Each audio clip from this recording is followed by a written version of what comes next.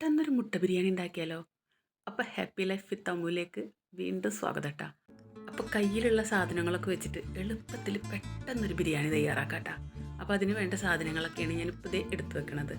അപ്പോൾ ഇന്ന് ആദ്യം പൊടികളാണ് എടുത്ത് വെക്കണത്. എന്തൊക്കെ പൊടികൾ വേണം? 1 ടീസ്പൂൺ മുളക് പൊടി എടുത്തിട്ടുണ്ട്, 1/2 ടീസ്പൂൺ മഞ്ഞൾപ്പൊടി എടുത്തിട്ടുണ്ട്, 1/2 ടീസ്പൂൺ ഗരം മസാലപ്പൊടി, ഒരു 1/4 ടീസ്പൂണോളം കുരുമുളക് പൊടി ഇട്ടാ. ഇനി ഇതേ നമുക്ക് അരി വേവിക്കാൻ വേണ്ടി കുറച്ച് ഐറ്റംസുകളും കൂടി എടുത്ത് വെക്കാട്ടാ. ഒരു ഉണക്കനാരങ്ങ, ഒരു ബേ ലീഫ്, ഒരു 4 5 ഏലക്കായ, 5 6 കരയാമ്പൂവ്, ഒരു 2 കഷ്ണം പട്ട. ഇത്തിരി സാധനങ്ങളാണ് നമുക്ക് അരി വേവിക്കാൻ വേണ്ടത്. ഇതാണ് നമ്മൾ ഇന്നത്തെ ആശാൻ കോഴിമുട്ട.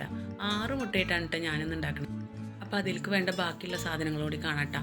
ഒരു 3 സവാള കനം കുറച്ചിട്ട് നീളത്തിൽ അരിഞ്ഞ് വെച്ചിട്ടുണ്ട് കേട്ടോ. ഒരു 5 6 വെളുത്തുള്ളി, ഒരു കഷ്ണം ഇഞ്ചി, ഒരു 5 പച്ചമുളക് എല്ലാം ഇടിച്ച് ചതച്ചിട്ടാണ് വെച്ചേക്കണത് കേട്ടോ. പിന്നെ ഒരു 2 ടീസ്പൂൺ തൈരും എടുത്ത് വെച്ചിട്ടുണ്ട് കേട്ടോ. അപ്പോൾ നമ്മൾ കോഴിമുട്ട പുഴുങ്ങാൻ വേണ്ടി കുക്കറിൽ വെക്കാം. ഒരു വിസിലോ അല്ലെങ്കിൽ 2 വിസിലോ, അതിലപ്പുറമൊന്നും വേണ്ട കേട്ടോ. ഒരു വിസിലിന് ധാരാളമാണ്. ഉപ്പിട്ടിട്ട് പുഴുങ്ങാം. തൊട്ടപ്പുറത്ത് അടുപ്പിൽ തന്നെ നമുക്ക് അരി വേവിക്കാനുള്ള വെള്ളം വെക്കാം കേട്ടോ. അപ്പോൾ അരി വേവിക്കാൻ വെള്ളം വെച്ച് അതിൽ ഉപ്പിട്ട് ഇതേ ഉണക്കനാരങ്ങ നമ്മൾ നേരത്തെ എടുത്ത് വെച്ചിട്ടുള്ള എല്ലാ ഐറ്റംസുകളും ഇതേ അതിൽ കിട്ടിയിട്ടാണ്. ഇനി അടച്ച് വെച്ചിട്ട് ഒരു നുള്ളു മഞ്ഞൾപ്പൊടിയും കൂടി ഇടുന്നുണ്ട്. അത് ഞാനിപ്പോൾ ഇതിൽ കാണിക്കാൻ മറന്ന്. അപ്പോൾ അടച്ച് വെക്കാം, വെള്ളം തിളക്കട്ടെ. അതിന് ശേഷം നമുക്ക് കഴുകി ഊറ്റി മാറ്റി വെച്ച് അരി ഇടാട്ടോ.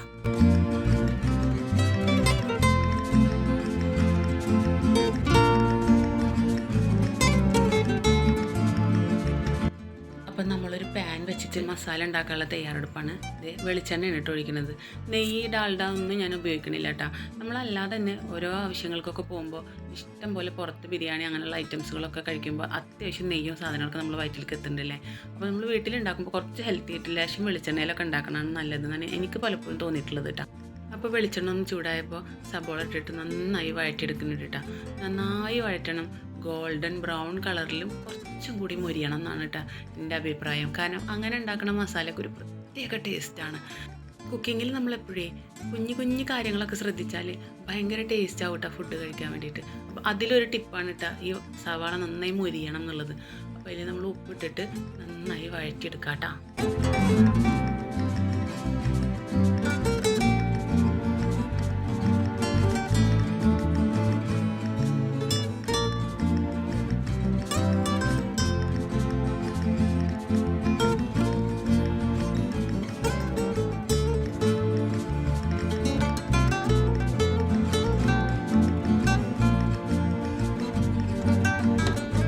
അപ്പോൾ വെള്ളം തിളച്ചപ്പോൾ കഴുകി മാറ്റി വെച്ചിട്ടുള്ള അരി ഉണ്ടല്ലോ, അതിട്ടിട്ട് നന്നായി ഇളക്കി യോജിപ്പിച്ച് അടച്ചവിടെ മാറ്റി വെച്ചിട്ടാണ്. ഇനി അത് നന്നായി വേവട്ടെ.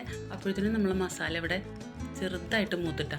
ഈ മൂപ്പൊന്നും പോരാ, നന്നായിട്ട് തന്നെ മൂക്കട്ടെ കേട്ടോ.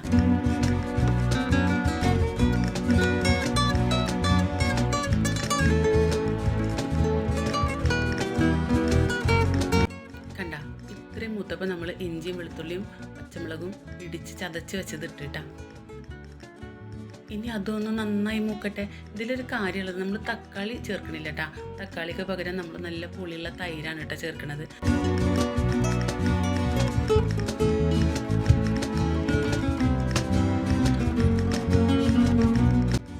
അപ്പം നന്നായി മൂത്തപ്പോൾ നമ്മൾ പൊടി ഐറ്റംസുകളൊക്കെ ഇടട്ടാ. കുരുമുളക് പൊടി, മുളക് പൊടി, മഞ്ഞൾപ്പൊടിയൊക്കെ നമ്മൾ എടുത്ത് വെച്ചിട്ടുണ്ടല്ലോ, ഗരം മസാല എല്ലാം കൂടി ഇട്ടിട്ട് നന്നായി ഒന്ന് മൂപ്പിച്ചെടുക്കാം കേട്ടോ.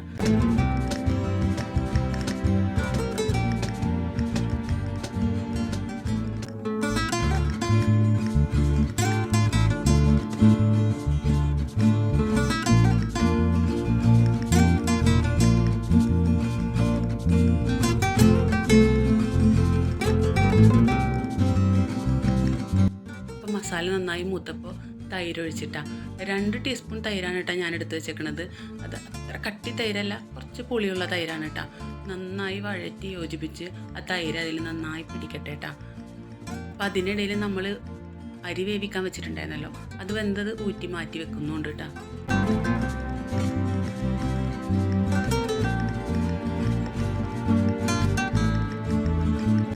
അപ്പോൾ മസാല ഒക്കെ മൂത്ത് നമ്മൾ കോഴിമുട്ട പുഴുങ്ങിയത് ഇട്ട് കേട്ടോ.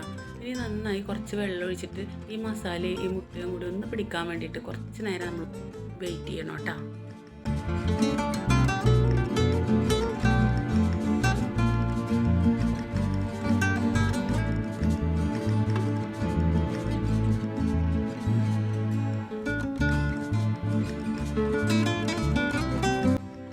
പോരാത്തതിനുള്ള ഉപ്പൊക്കെ ഇട്ടിട്ട് നമ്മൾ മസാല ദമ്മിടാനുള്ള വേറൊരു പാത്രത്തിലേക്ക് മാറ്റിയിട്ടാണ്. കുറച്ചൊരു വലിയ പാത്രത്തിലേക്ക് മസാല മാറ്റിയിട്ട് അത് നന്നായി അടിയിൽ പരത്തി അതിൻ്റെ മുകളിൽ നമ്മൾ കുറച്ചായിട്ട് ചോറിടുകയാണ് കേട്ടോ. അത് ഫുള്ളിട്ടതിന് ശേഷം നമ്മൾ മുകളിൽ കുറച്ചുകൂടെ ഗരം മസാലപ്പൊടി വിതറി കുറച്ച് വെളിച്ചെണ്ണയും കൂടി ഒഴിച്ചു കൊടുത്തിട്ട് ലേശം വേപ്പില അത് ഭംഗിക്കിട്ടാണ് കേട്ടോ. എന്നിട്ട് നമുക്ക് അടച്ച് വെച്ച് ദമ്മിടാം കേട്ടോ.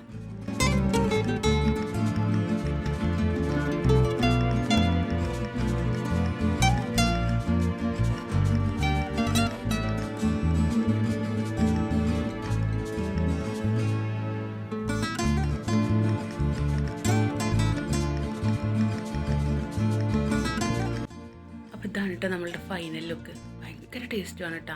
നല്ല രസമുണ്ട് കഴിക്കാൻ വേണ്ടിയിട്ട്. ഇഷ്ടപ്പെട്ടെങ്കിൽ എൻ്റെ ചാനലൊന്ന് സബ്സ്ക്രൈബ് ചെയ്തേക്കിട്ടാ. ലൈക്കും കമൻറ്റും ഇടാനും ഒന്നും മറക്കരുത്. ഷെയർ ചെയ്യാൻ പറ്റുന്നവരൊന്ന് ഷെയർ ചെയ്യുകയും ചെയ്തേക്കിട്ടാ. അപ്പോൾ ചെറിയ ചെറിയ വിഭവങ്ങളായിട്ട് വീണ്ടും കാണാം. അതുവരേക്കും ബൈ.